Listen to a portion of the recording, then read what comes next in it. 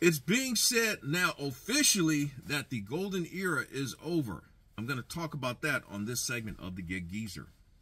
This is your first time checking out the Gig Geezer. If you're a returning visitor of the Gig Geezer, thanks for coming by. And if you would not mind, hit that subscribe button, give my content a thumbs up, share my content among others, and I definitely welcome your comments in the section below.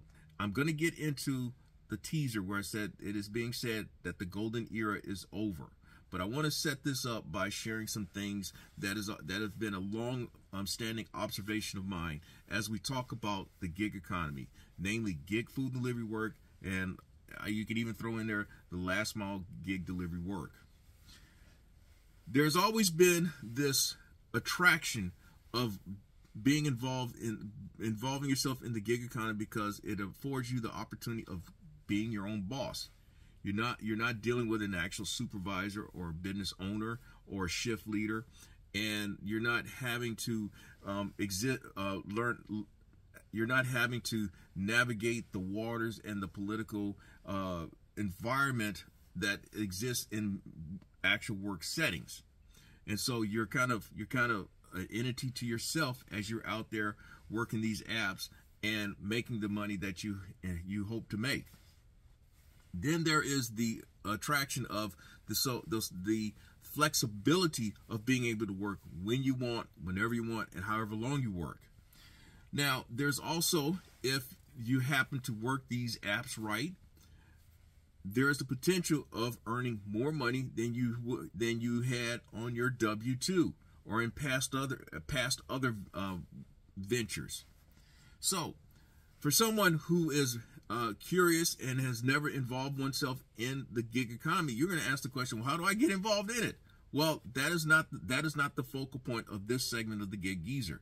If you want to get a sense for what it's been like over the last couple of years, check out some of my art. Check out the Gig Geezer archive that dates back to October 2021, and I share experience of doing gig food delivery work and over time doing last mile gig delivery work as well. But the source of this segment of the Gig Geezer is on a Business Insider article that appeared earlier this week. Today happens to be Thursday, January 4th, 2023. And the headline said the golden era of working for Instacart, DoorDash, and other delivery apps is over, workers say. Now, somehow there is this legitimacy of a thought once the forms of media starts getting a hold of it, like the print media, electronic media, or the social media, the social media outlets. And immediately when I saw the headline, I thought of my man UberEats AZ would probably say that, hey man, they've probably been regular riders of the short bus, and I'll just leave it at that. But I will say this much: media is guilty of existing in a bubble, and for all their efforts at interacting with the public, it is very much still detached from reality. Now, how can I say that? Why would I say something like that? My formal background is a degree in journalism. My formal background is 15 years in print media. My background also includes having had a popular and successful podcast back in the early stages of social media, and now having developed so far a couple of YouTube channels, all this over the last 15 years, I kind of have some sense of understanding for media. Now, in a nutshell, what the article is saying is that drivers who have entered into the gig delivery work somewhere around 2020 during the shutdowns, many of them are finding that it ain't what it was back then, 2020, parts of 2021, and now many of them are starting to look for W-2 jobs or have gone back to W-2 work. Now, I've said that the golden era of gig food delivery work has been over since 2020. I've said since 2022 that the golden era of gig food delivery work was over. That's right, 2022. You can go back and Gig Geezer archives. I made one-line statements about that. And the reason is that when you're out here every day, I'd like to think that you develop a sense, a sixth sense for some of this stuff. It becomes, when you're out here and this is what you do, you actually are attuned to the slight changes that take place in your market and in other markets. And what happened, and what I believe from this article, what it did is just merely confirmed that I made the right decision that I made in December 2022 by pursuing the transaction for this Sprinter/cargo van. What this article says between the lines is that there are a lot of people who are drawn into the gig economy as it was back in 2020, 2021, because this was money that could be earned quick, easy, and fast. And it was more money than what they were used to. And it also says that a lot of people did not treat what they were doing as a business. Many people are looking at this as quick, easy side money. And so this quick, easy side money starts drying up based on certain factors and variables, and now they haven't adjusted. They failed to adjust. That's what this article is telling me. Now, the article quotes one driver as saying, 2021 were excellent, but things started going downhill in 2020 and now in 2023. This merely confirms what I've been saying all along. The common theme, according to the article, is that it's gotten harder over time for people to earn money doing gig food delivery work, gig last mile delivery work. Now, according to one source in the article, it says that less than 10% of people who are doing gig work earn less than $2,000 a month. It didn't quantify by saying, are these people who are out there doing it full time, or this is what they say that they do, but they say less than 10% earn more than $2,000 in a month. But that said, that merely kind of coincides with some of the gig apps that say that 98% of the people who are out there are active on the apps do this less than 10 hours a week. So they're just out here for spare change, and they earn spare change type money. So take it for what it's worth. Now, they're also saying though that they're not saying it though. But what I would say is that the article is saying that the thirst is real out there, and that market saturation, or as I would say, market hypersaturation, is also real.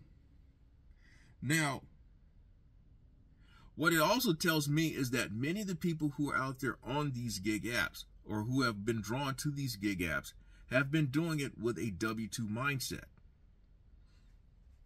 Take it for what that's worth. But for people to be looking to go back to W-2, they're going back to an environment that they're more comfortable with. That's usually what ends up happening. They're more comfortable with the predictability of a W-2 than with the unpredictability of the 1099 world. Now, another thing that this article is telling me is that even though I just mentioned about how folk will go back to what they're more comfortable with, it's also telling me that many of the people who have been involved with gig delivery work in recent years, they're not wired for 1099 work. They're just not. In fact, many of us, I have said this, and I know other content creators. In fact, most recently, an upload that I saw from St. Mike 504. And by the way, I'm going to say this. It finally dawned on me what the 504 part is, Mike. You're from New Orleans. You're from Louisiana, man. That's where the St. Mike 504 comes from. But that's just a late revelation on my part. But check out his content. I like the way he goes about doing things. But myself, Mike, and some others have said, hey, this is not for everybody. Not everyone is cut out to do this. It could be with gig food delivery work. It could be with anything. A lot of folk should realize if they're really cut out to be doing this type of stuff. I'm not going to say that I'm cut out to do this, because I've also been on record as saying this is not what I really like doing, but it's not as if I'm going to find a W-2 gig that's going to pay me the money that I've been making either. So I guess I have done well for myself in that I have done well for myself in the sense that I have made certain moves or decisions in which this has worked for me thus far. That's a nice way of saying it. The reality is that the train done left the station with the gig economy in terms of how the money is not there as what people had grown used to seeing. And that one of the things was mentioned in the article that is another reality is how deactivations, it just merely confirmed what I've been saying all along, is that, hey, we are nothing more than blips on the algorithm, and that we are oftentimes, depending on the app, one delivery or one ride away from being deactivated. For many who have ventured into doing the gig food delivery work and the last mile gig app work, for many of them, really, these apps have long since served a purpose for them, and it should be time for them to transition back to doing the W-2 work that they've done before, or what they're more wired to do. But one question that was posed to me a couple years ago, and that what I think this article kind of tells me, is that you still have to ask the question, is this type of stuff sustainable? And the answer is yes and no. It is sustainable because many of these companies are making money. Many of these companies are doing well to the extent that they are publicly traded, okay? They're making millions. But at the same time, is it sustainable for us? Yes and no, in that it depends on how you go about making it work for you, if you can. Now, it may not be sustainable for us because the customer demand is so fickle. It changes from 1 week, 1 day, 1 month, from year to year, and that customer demand has gone down, but at the same time, these apps keep bringing on drivers, which dries up, which in an everyday term, there's even more crows trying to chomp on whatever corn that's out there. And so what is out there, the opportunities that are out there do not meet the demand or the supply of the drivers. There's not enough to go around. Contrary to what people say, there is money out here, but it's not as if it's out here. It's not out here at the 2020, 2021 levels, because the business world, or the world as we exist, is not like it was 2020, 2021, where people absolutely depended on folk like myself and you to bring them their food or whatever else that they had purchased at that time. I've also said this. I've been on record of saying this, and by the way, we're about 15 minutes into this conversation. If you like the content that's been provided in this segment of the Gig Geezer or in any other segment, hit that subscribe button, give my content a thumbs up, share my content among others, and I definitely welcome your comments in the section below. I have been on record as saying that when I noticed the changes back in 2022, I said that things were going back to the way they were in 2019, only in the sense that back then you had to know how to work the app and your market to make it work. To say anything otherwise would be kind of misleading, because if I were to say things, it's going back to what it was in 2019. The biggest difference, as I've already mentioned, though, is the market saturation, the market hypersaturation. There's far more people who are doing gig work now than in 2019. And so that has thinned out the opportunities. So for drivers to say that, hey, the golden era is over, the golden age is over, it is true. It is over, because, and so I think many of us have to face that reality and make adjustments accordingly. If you don't, last year everybody's talking about how you're a dinosaur because you're not performing the work of a Tony Zhu employee. And I've seen where many people have done what I've been saying all along, in that they needed to diversify They needed to diversify themselves in order to be able to stay out here.